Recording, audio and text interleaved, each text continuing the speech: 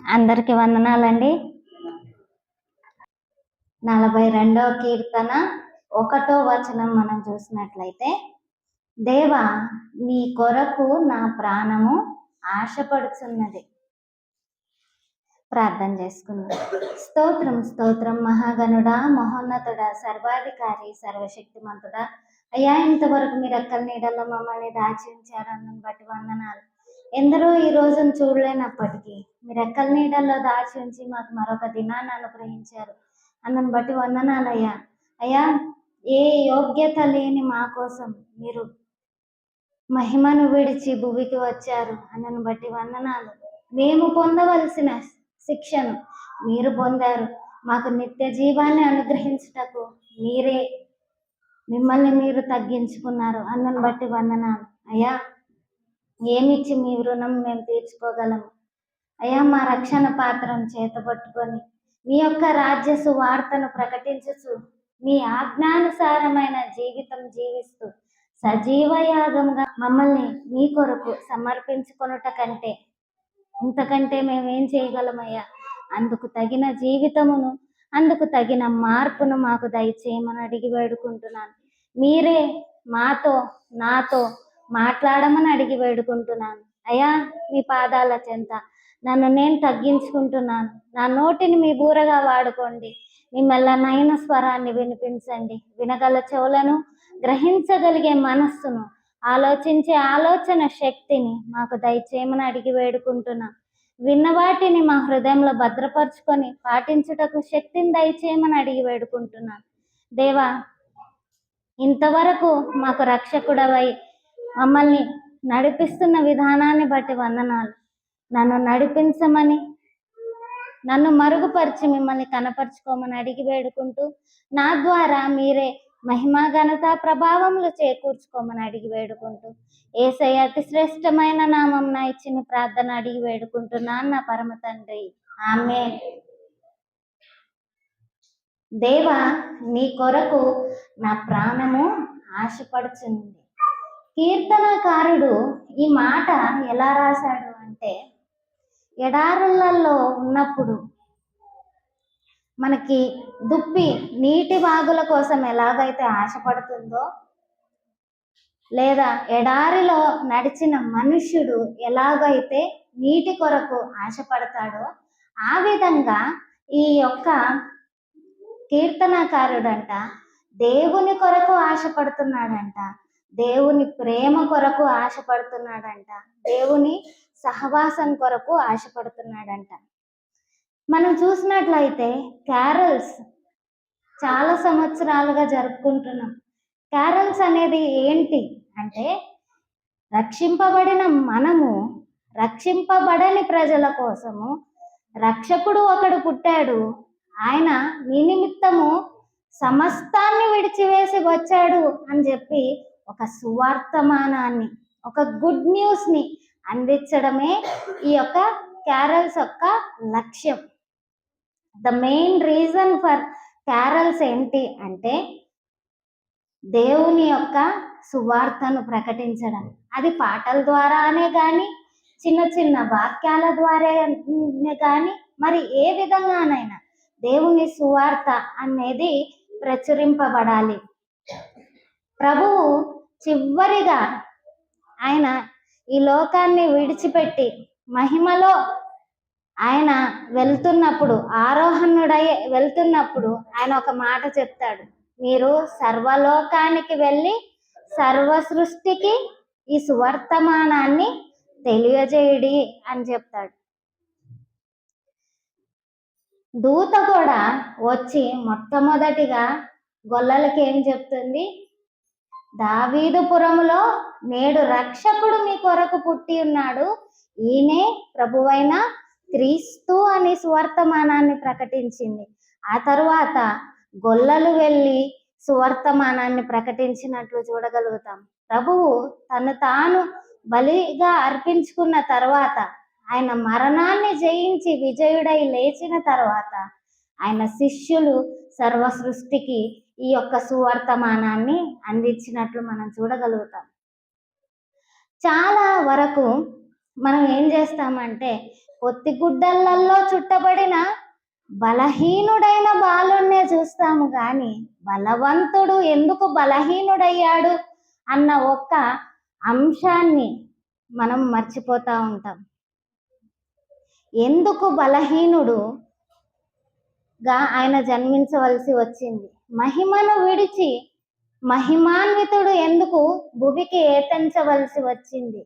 సర్వలోకాన్ని సృష్టించిన వాడు, సర్వ సృష్టిని శాసించే సృష్టికర్త ఆయన రక్షకునిగా దిగివచ్చి ఏమి చేతగాని వాని వలె అన్యాయపు తీర్పు తీరుస్తున్నప్పుడు ఆ లోకాధికారులకు తల ఎందుకు వంచవలసింది అంటే, ఇందుకు కారణం ఏంటి అంటే ఆయనకు మన ఎడల ఉన్న ప్రేమ. ఆయన మనము ఆదికాండంలో చూసినట్లయితే, ఆదికాండంలో 12వ అధ్యాయంలో 1వ వచనంలో మనం చూసినట్లయితే, అబ్రహాముకు తను తాను ఎలాగ ప్రత్యక్షపరుచుకుంటాడు అంటే ఎల్షదాయిగా ప్రత్యక్షపరుచుకుంటాడు. అంటే దాని అర్థం ఏంటంటే సర్వశక్తి గల దేవుడు, నేను సర్వశక్తి గల దేవుడను అని అబ్రహాముతో సెలవిచ్చినట్లు చూడగలుగుతాం. ఎల్ అంటే దేవుడని అర్థము. షద్ అన్న అర్థానికి ఏంటి అంటే తల్లి రొమ్ము కలిగిన దేవుడు అని అర్థం.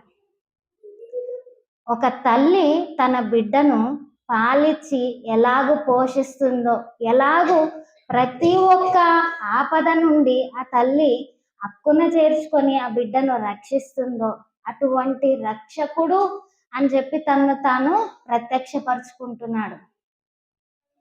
ఆయనకు అనాదిగానే ఒక ప్రణాళిక ఉంది. ఏంటి అంటే ఆయన మనల్ని రక్షించడానికి స్త్రీ బీజముగా పుట్టాడు అని చెప్పి పరిశుద్ధ లేఖనము తేటపరుస్తుంది. అవ్వ గురించి దేవుడు శపించినప్పుడు మనం చూసినట్లయితే, ప్రభువు నీకు సర్పానికి వైరం కలుగజేస్తున్నాను, ఎనిమిటి అనేది కలుగజేస్తున్నాను.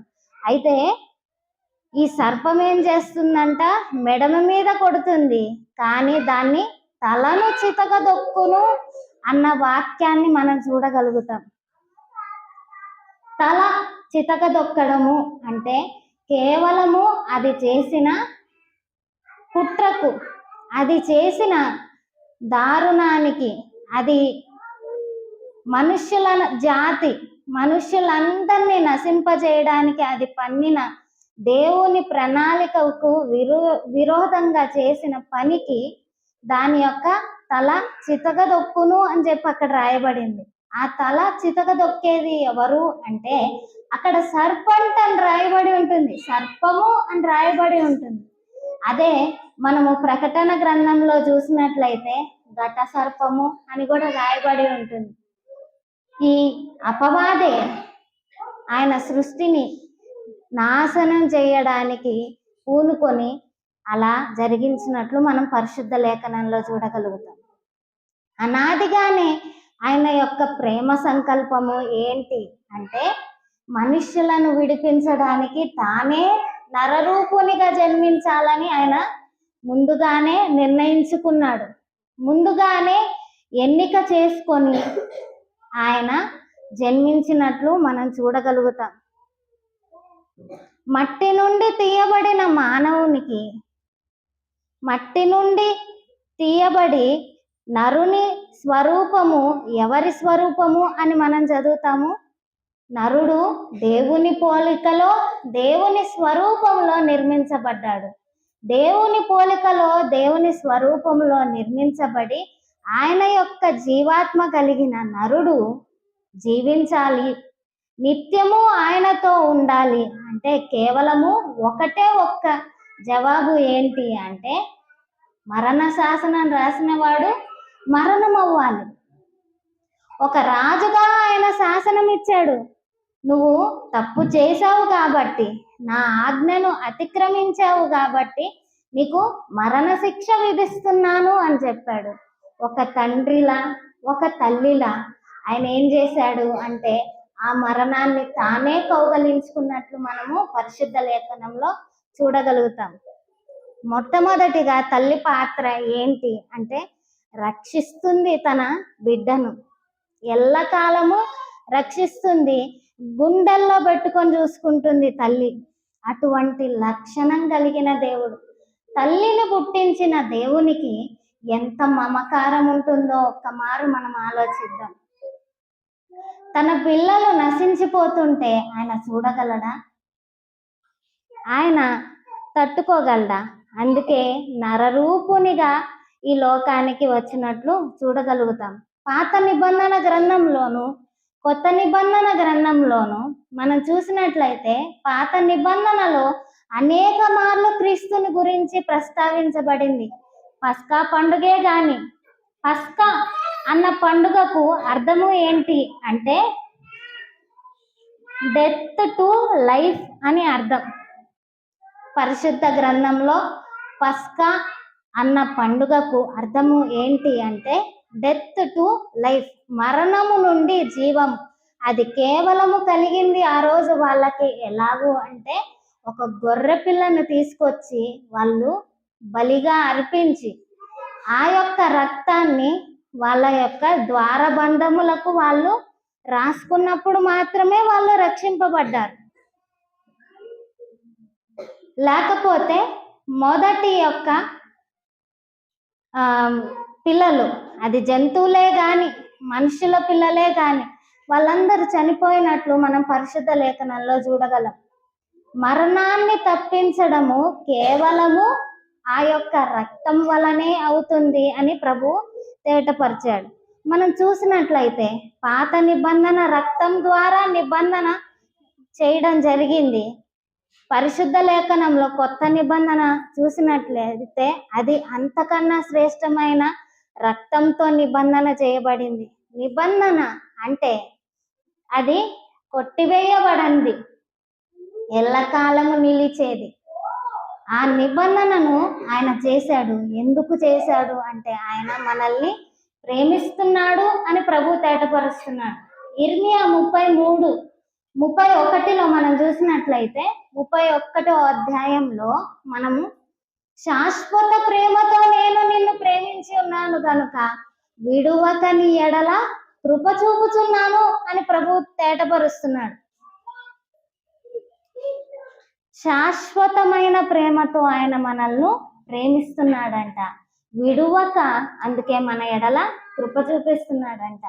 ఈరోజు సంఘంగా మనం కూడాము క్యారల్స్ కోసం, ప్రభు యొక్క రక్షణ సువార్తను అందించడం కోసం, ప్రతి ఒక్కరం ప్రభువు పుట్టాడు అన్న ఆనందం మనలో కలుగుతుందని.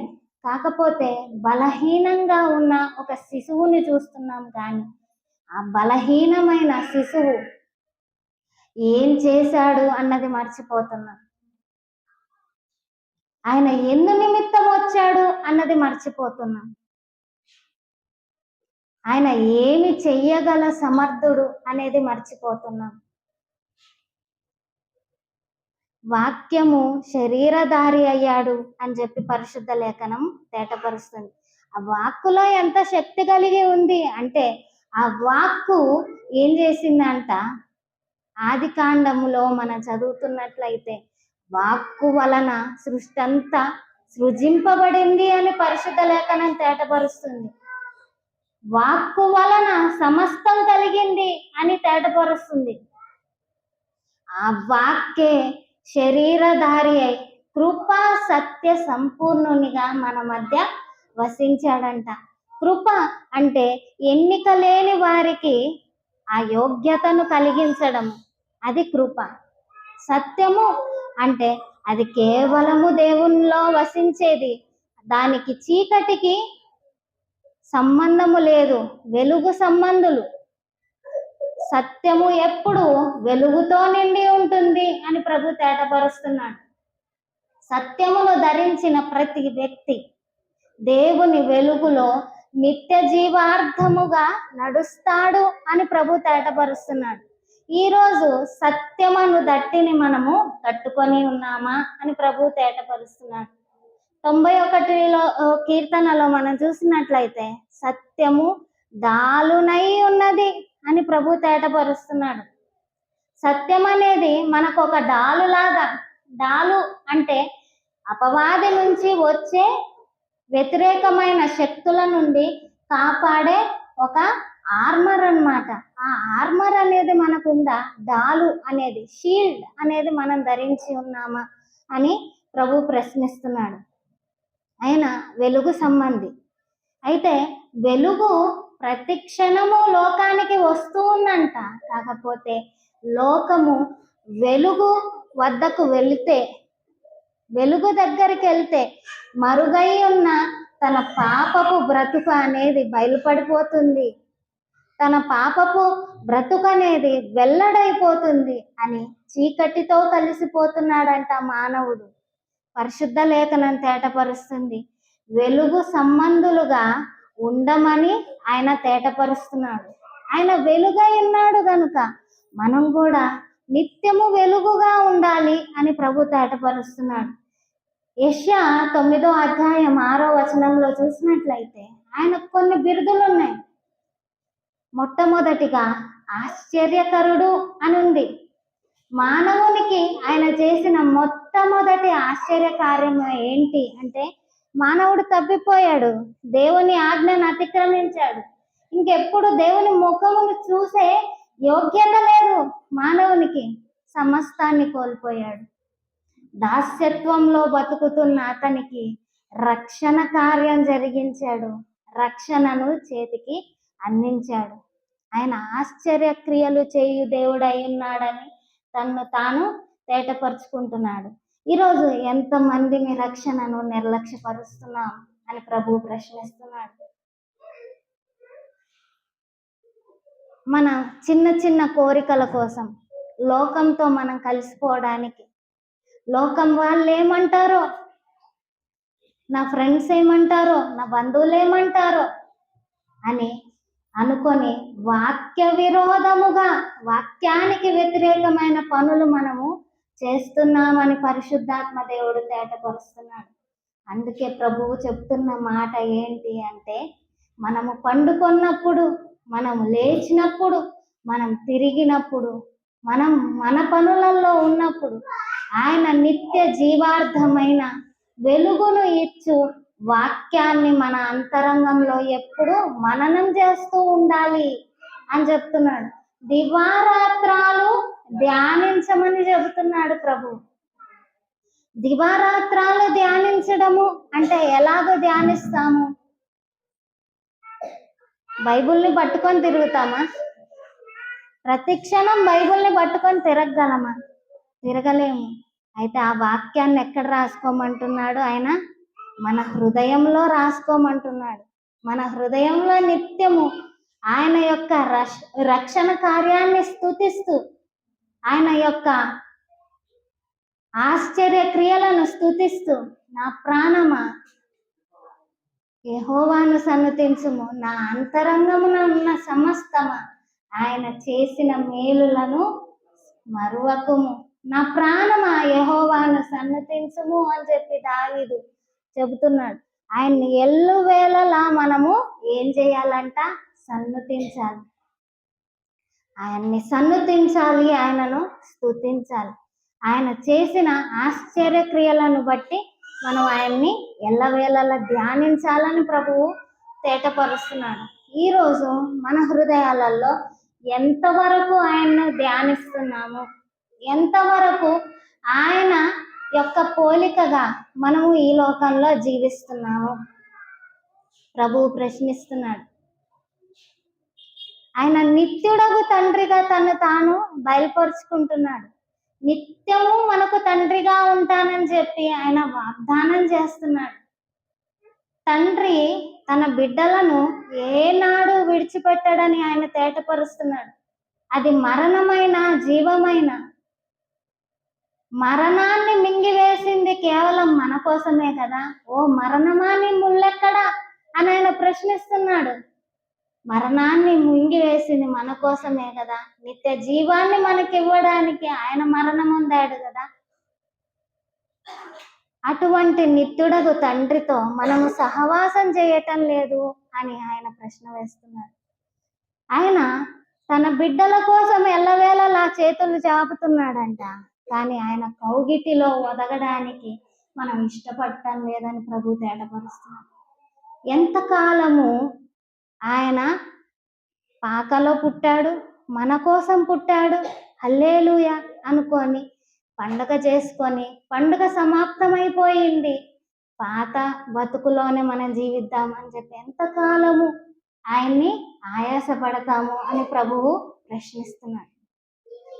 వ్యర్థమైన దానికోసం మీరెందుకు ప్రయాసపడుతున్నారు అని ప్రభు తేటపరుస్తున్నాడు. చాలా మందిని మనం ఏమనుకుంటాము అంటే ప్రేమ, మనిషి యొక్క స్వరూపము ప్రేమ. ఎందుకు మనిషి యొక్క స్వరూపము ప్రేమ అంటే దేవుడు ప్రేమ స్వరూపి. ఆయన తన మహిమలో చేసిన మనము కూడా, తన చేత్తో చేసిన మనము కూడా ప్రేమ స్వరూపులమే. ఈ బాడీ ఎలాగ నిర్మించబడింది అంటే ప్రేమతో ఆయన మనల్ని చేశాడు, ప్రేమతో మనకి జీవం పోశాడు, ప్రేమతో మనల్ని ఇంతవరకు పెంచాడు. ఈరోజు మనం జీవించి ఉన్నామంటే అది కేవలము దేవుని కృపా కనికరం. కనుక ఆయన ప్రేమను మనము ఎప్పుడు కాంక్షిస్తూ ఉంటాం. ప్రేమ దాన్ని ఎలాగ చూస్తుంది లోకము అని మనం చూసినట్లయితే, ప్రేమ అనేది అర్థము ఏంటి? స్వార్థము లేనిది, నమ్మకమైనది, ఎప్పుడు నిలబడేది మన కోసం, తన్ను తాను త్యాగం చేసుకునేది ప్రేమ. అటువంటి ప్రేమకు అర్థం అది. అయితే ఆ ప్రేమను మరిచి మనుషులం ఏం చేస్తాము అంటే పక్కగా ఏమన్నా ప్రేమలు దొరుకుతాయేమో, ప్రేమ కోసము అన్వేషిస్తూ ఉంటాడు మనిషి. ప్రతి కాలంలో నాకు ప్రేమ కావాలి, నాకు ప్రేమ కావాలి. తల్లిదండ్రుల నుంచి వచ్చే ప్రేమను ఆశపడతారు, అక్క తమ్ముళ్ళు అన్నలు వాళ్ళ దగ్గర నుంచి వచ్చే ప్రేమను గురించి ఆశపడతారు. అదేవిధంగా భార్య భర్తలు ఆశపడతారన్నమాట ప్రేమ నిమిత్తం. అయితే ప్రభువు తేటపరుస్తున్న మాట, అన్ని ప్రేమలు గతించిపోతాయి, లోకం గతించిపోతుంది, ఆకాశం గతించిపోతుంది, కానీ నా ప్రేమ ఎప్పుడు నీ కొరకు నిలుస్తుంది అని ప్రభువు తేటపరుస్తున్నాడు. ఆయన ప్రేమ నిలబడేది, నిలబెట్టేది. దేవుని ప్రేమను ఎరుగని మనుష్యుడు దేవుని యొక్క స్వరూపాన్నే ఎరుగడు, దేవుణ్ణే ఎరుగడు అని లేఖనం తేటపరుస్తుంది. 1 యోహాను 4వ పత్రికలో మనం చూసినట్లయితే 8వ వచనం మనం చూసినట్లయితే 1 యోహాను పత్రికలలో 4వ అధ్యాయం 8వ వచనంలో చూసినట్లయితే, దేవుడు ప్రేమ స్వరూపి, ప్రేమ లేనివాడు దేవుని ఎరుగడు. మనుషులు ఫీలియా గురించి వెతుకుతారనమాట. The highest point of love మనుషులు ఇవ్వగలిగింది ఏంటి అంటే ఫీలియా. ఈ ఫీలియా గురించి వెతుకుతారంట. నాకు ఎక్కడైనా దొరుకుతుందేమో ప్రేమ, నాకు ఎక్కడైనా ఆదరణ దొరుకుద్దేమో, నా వాళ్ళు నన్ను విడిచిపెట్టారు కదా, సమస్తాన్ని నేను కోల్పోయాను కదా, ఎక్కడైనా ఇటువంటి ప్రేమ దొరుకుతుందేమో, నిజమైన ప్రేమ నేను ఎక్కడన్నా కనుగొనగలనేమో అనుకొని భ్రమలో జీవిస్తూ ఉంటాడు మనుష్యుడు. ఒక ప్రేమ గతించిపోయిన తర్వాత ఇటువంటి ప్రేమ నన్ను ప్రేమించే వాళ్ళు ఉన్నారేమో అని వెతుకుతూ ఉంటారు. తండ్రి ప్రేమ గతించిన తర్వాత తండ్రి ప్రేమ ఎక్కడన్నా దొరుకుద్దేమో అని వెతుకుతూ ఉంటారు. అయితే ప్రభు తేటపరుస్తున్న మాట ఏంటి అంటే, నిత్యుడగు తండ్రిని నేను, నిత్యమైన ప్రేమ నాది, అందుకే శాశ్వతమైన ప్రేమతో ప్రేమిస్తున్నాను నిన్ను అని చెప్తున్నాడు. కొంతకాలం ఉండే ప్రేమ కాదు, మరణంతో గతించిపోయే ప్రేమ కాదు, నేను నిన్ను శాశ్వత కాలం ప్రేమిస్తున్నాను, యుగ యుగాలు నేను ప్రేమిస్తున్నాను, అన్న నిమిత్తము నా ప్రాణాన్ని నీ కోసం పెట్టాను. నేను జన్మించింది నీకు జీవాన్ని ఇవ్వడానికి అని ప్రభు తేటపరుస్తున్నాడు. పశువుల పాకలో మనం చూస్తాం, బాలుడైన యేసయ్య పరుండబెట్టి ఉంటాడు. ఆయన బెత్లెహేములో పుడతాడు. ఎందుకు బెత్లెహేములో పుట్టాడు? పశువుల తొట్టిలోనే ఆయన ఎందుకు పెట్టబడ్డాడు తెలుసా మీకు? మనం చూసినట్లయితే లేఖనానుసారంగా ఇశ్రాయేలీలు బెత్లెహేము నుండి వాళ్ళు పస్కాకు బలి పశువుగా ఉండే పశువులను అక్కడే ఎన్నుకుంటారు, గొర్రెలను. అవి మచ్చలేనివి, డాగులేనివై ఉండాలి. ఏదన్నా మచ్చ ఉంటే దాన్ని యాక్సెప్ట్ చేయరన్నమాట. అయితే ఈ మచ్చలేనిది కానీ నిష్కలంకంగా ఉండే ఒక గొర్రెపిల్ల పుట్టినప్పుడు దాన్ని తొట్టిలో పెడతారు. ఎందుకు అంటే వేరే వాటితో కలిసి అది మలినమైపోకుండా ఉండడానికి ఆ మేంజర్లో, పశువుల తొట్టిలో దాన్ని పెట్టి పెడతారనమాట. అందు నిమిత్తం ఆయన పశువుల తొట్టిలో పెట్టబడ్డాడు. ఇది లేఖనానుసారం. ఆయన నీ రాజు నీతిపరుడే, గాడిదనెక్కి ఆయన వస్తున్నాడు నీ కోసం, ఇదిగో నీ రాజు వస్తున్నాడు అని మనం అంటాం కదా. ఆయన గొర్రెలు ఏవైతే మనము సమర్పిస్తామో పస్కా యొక్క పండుగకి, ఆ పండగకి ఆ గొర్రెలు అదే ద్వారమున తేబడతాయి యెరూషలేముకి. అదే ద్వారమున ఆయన ప్రవేశించాడు. ఎందుకు అంటే బలి పశువుగా ఆయన వధించబడటానికి, బలి పశువుగా ఆయన రక్తం చిందించడానికి, ఆయన రక్తము చిందించి ఆ రక్తం ద్వారా విమోచించడానికి.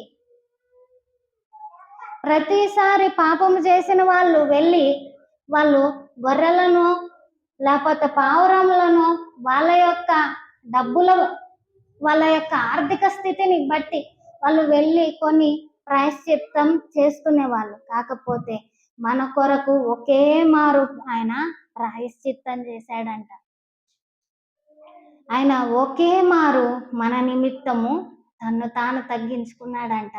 ఆయన యుగ యుగములు మనల్ని ఏలడానికి, మనల్ని ఒక రాజ్యంగాను, మనల్ని ఆయనకు సొత్తుగాను ఆయన ఏర్పరచుకోవడానికి తన్ను తాను తగ్గించుకొని ఈ భూలోకానికి వచ్చాడంట. ఇదే ఈ సువర్తమానము. ఈరోజు మనము ప్రభువుని అంగీకరిస్తున్నామా? ఆయనకు మరొక పేరేంటి అంటే ఇమ్మానుయేల్. ఇమ్మానుయేల్ అంటే దేవుడు మనకు తోడు. ఆయన మనకు నిత్యము తోడుగా ఉండేవాడు అని తను తాను తేటపరుచుకుంటున్నాడు. ఈ లోకము యొక్క బంధాలు మరణంతో సమాప్తమవుతాయేమో. ఈ లోకంలో ఉన్న కొన్ని బంధాలు మనల్ని మన అందచందాలను చూసి మోహించి కొన్నిసార్లు విడిచిపెడతారేమో, కొన్నిసార్లు మనం ఎందుకు పనికిరాము అని చెప్పి విడిచిపెడతారేమో. అయితే ఆయన చెప్తున్నాడు, నేను నీకు తోడు, ఇమ్మానుయేలుగా నేను నీ కోసము జన్మించాను అని ఆయన తేటపరుచుకుంటున్నాడు. ఈరోజు నా జీవితంలో ఆశ్చర్య క్రియలు ఏమి జరగవు, అద్భుత కార్యాలు ఏమి జరగవు, నేను సమస్తాన్ని కోల్పోయాను అన్న పరిస్థితులలో మనం ఉన్నామేమో. ఆయన తేటపరుస్తున్న మాట, నేను ఆశ్చర్యకరుడను అని చెబుతున్నాడు. సమాధానం కోల్పోయి ఉన్నామేమో, ఆయన సమాధానాన్ని అనుగ్రహించేవాడు అని చెప్తున్నాడు. లోకం ఇచ్చే సమాధానాన్ని నేను మీకు అనుగ్రహించట్లేదు, నా సమాధానాన్ని మీకు ఇస్తున్నాను అని ఆయన చెబుతున్నాడు. మిమ్మల్ని అనాథలుగా విడువను, మీ యొద్దకు వత్తును అని చెప్పాడు. ఆయన ఆదరణకర్త అయి తల్లి తన రొమ్మున ఎప్పుడు తన బిడ్డను హత్తుకున్నట్లు ఆయన ఆదరణకర్తగా మన మధ్య ఈరోజు నివసిస్తున్నాడు. మన హృదయాలలో ఆయన ఏలుబడి చేస్తున్నాడు. అయితే ఆయన పిలుపును మనం అంగీకరిస్తున్నామా? ఆయనను మనం అంగీకరిస్తున్నామా అని ప్రభువు ప్రశ్నిస్తున్నాడు. ఆయన ఉపదేశాన్ని అంగీకరిస్తున్నామా అని ఆయన ప్రశ్నిస్తున్నాడు. ఎంతమందిని ఆయనను స్వరక్షకునిగా అంగీకరించకుండా ఈ యొక్క సంఘంలో కూర్చొని ఉన్నాం.